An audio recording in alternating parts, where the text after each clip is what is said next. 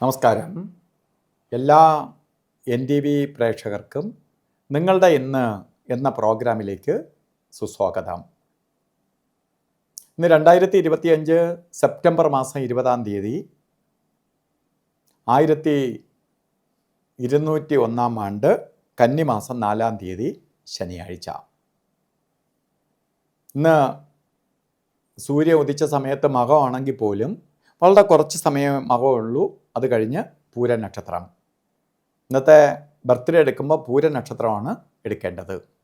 കാരണം 6.5 നാഴിക നേരമെങ്കിലും ഉണ്ടെങ്കിൽ മാത്രമേ നമുക്ക് ആ നക്ഷത്രം എടുക്കാവൂ.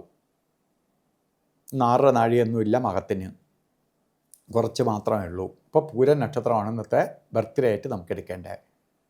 അപ്പോൾ കന്നിമാസത്തിലെ പൂര നക്ഷത്രം ബർത്ത്ഡേ ആയിട്ട് വന്നിട്ടുള്ളവർക്ക് ഇന്നത്തെ ദിവസം കൊള്ളൂല.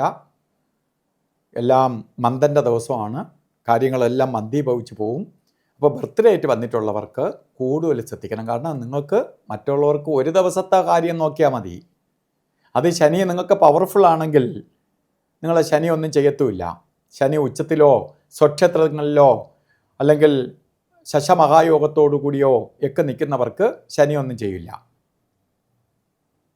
പക്ഷെ ഒരു വർഷത്തെ ഫലത്തെ ചിന്തിക്കുമ്പോൾ വളരെ സൂക്ഷിക്കണം. സാമ്പത്തിക നഷ്ടം വരും, എല്ലാ കാര്യങ്ങൾക്കും ഇഴച്ചിൽ വരും, ഒന്നും സമയബന്ധിതമായി നടക്കില്ല. മന്ദൻ, പതുക്കെ സഞ്ചരിക്കുന്നവൻ ശനി. അതുപോലെ ശാരീരിക ക്ലേശം ഉണ്ടാവും, സ്വസ്ഥത കുറവ് വരും, രോഗപീഡയാൽ കഷ്ടപ്പെടും, ശത്രുഭയം ഉണ്ടാവും. അപ്പോൾ ഇതിനെയൊക്കെ അതിജീവിക്കാൻ വേണ്ടി എന്ത് ചെയ്യണം? ശനീശ്വരനെ തന്നെ പ്രീതിപ്പെടുത്തണം. ശാസ്താവിന് നീരാഞ്ജനം കത്തിക്കണം, ശനിയാഴ്ച വ്രതത്തോടു കൂടിയിരിക്കണം, ശനിയുടെ പിതാവായ സൂര്യനെ തൊഴണം എല്ലാ ദിവസവും. ഒരു ശനീശ്വര യന്ത്രം,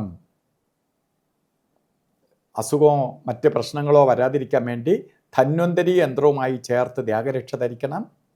ഇത്രയൊക്കെ ചെയ്തു പോകുമ്പോൾ ഒരു ശനി കവചം, ശനീശ്വര യന്ത്രം പറഞ്ഞാൽ ശനിയുടെ കവചം നമുക്ക് തീർക്കുകയും നമുക്ക് ശനിയുടെ നെഗറ്റീവ് ബാധിക്കാതെ പോവുകയും ചെയ്യും. അതുപോലെ ഇന്ന് നല്ല ദിവസമല്ല, ശനിയാണ്. ഓരോ കാര്യത്തിനിറങ്ങുമ്പോൾ തടസ്സം വരും. അതുകൊണ്ട് ഓരോ കാര്യത്തിനിറങ്ങുമ്പോഴും നോക്കി വേണം ഓരോ കാര്യത്തിന് പോവാൻ. അതിൽ പ്രധാനമായിട്ട് നമുക്ക് വഴിയിൽ കിടന്ന് കഷ്ടപ്പാടുണ്ടാവാതിരിക്കാൻ വേണ്ടി രാഹുകാല സമയം നോക്കി വേണം യാത്ര തിരിക്കാൻ. 9 തൊട്ട് 10:30 മണി വരെ എന്ന് കലണ്ടറിൽ രേഖപ്പെടുത്തിയിട്ടുണ്ട്. 9:18 തൊട്ട് 10:48 വരെയാണ് രാഹുകാല സമയം. അത് സൂര്യോദയത്തെ ആസ്പദമാക്കി രാഹുകാലത്തിൽ വ്യത്യാസം വരും. രാഹുകാലമല്ല, ഗുളികനും യമകണ്ഠനിലും ഒക്കെ വ്യത്യാസം വരും. അതുകൊണ്ടാണ് നമ്മൾ ആ സമയം പറയണത്. ആ സമയം ഒരു കാര്യത്തിനും എടുക്കരുത്. ഗുളികകാല സമയം പറഞ്ഞത് 8:17 തൊട്ട് രാവിലെ 6:17 തൊട്ട് 7:47 വരെയും, യമകണ്ഠ കാല സമയം വരുന്നത് 1:48 തൊട്ട് 3:18 വരെയും.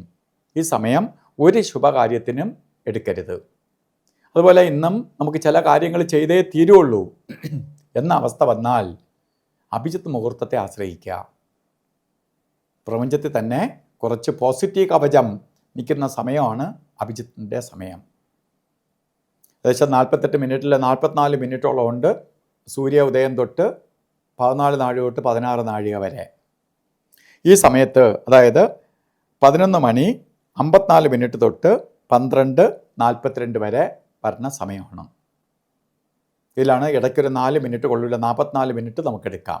എന്തെങ്കിലും കാര്യം ചെയ്തേ തീരുള്ളൂ എങ്കിൽ മാത്രം ഈ സമയത്തെ ആസ്പദമാക്കി എടുക്കുക. അതുപോലെ തന്നെ ഓരോ കാര്യത്തിന് പോകുമ്പോൾ വസ്ത്രധാരണം ശ്രദ്ധിക്കുക. ശനിയുടെ ദോഷം ബാധിക്കാതിരിക്കാൻ വേണ്ടി നമ്മളിലേക്ക് ശനിയിൽ നിന്ന് പോസിറ്റീവ് എനർജി ആഗിരണം ചെയ്യാനായിട്ട് കറുത്ത വസ്ത്രമോ നീല വസ്ത്രമോ വസ്ത്രധാരണത്തിൽ ഉൾപ്പെടുത്തുന്നത് ഭാഗ്യദായകമായി തീരും. അപ്പോൾ ഇന്നത്തെ ദിവസം ഭാഗ്യദായകമായി തീരട്ടെ എന്ന് പ്രാർത്ഥിച്ചുകൊണ്ട് നിർത്തുന്നു. നന്ദി, നമസ്കാരം.